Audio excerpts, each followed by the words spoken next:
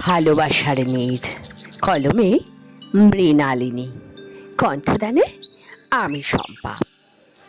গিয়েছিলাম একটা ইট ভাটায়।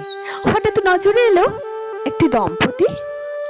তাদের আশ্রয় ছিল হোগলা পাতায় ঘেরা নিচু একটা ছোট্ট সুখের ভালোবাসার নীড়। সারাদিনের কাজের শেষে দুইজনেই মিলে মিশে খেতে বসেছে।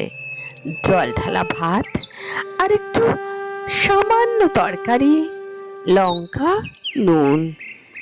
আমি দূর থেকে দেখছিলাম দুজনে কেমন আরাম করে খাচ্ছে, হাসাহাসি করছে। গধূলি বিকেলের হলুদ আভা পড়েছে স্ত্রীর মুখে।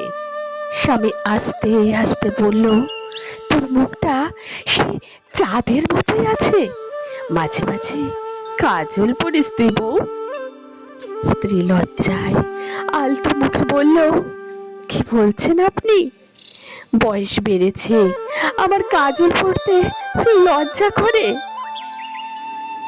এই বলে তার মাথাটি স্বামীর কাঁধে রেখে দুজনে প্রেমের জোয়ারে ভাসছিল। টাকা না থাকলেও তাদের ছোট সংসার ভালোবাসায় পূর্ণ।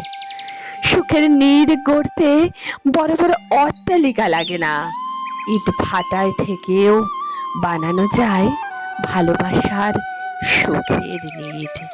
দেখলাম ভালোবাসার নতুন রূপ।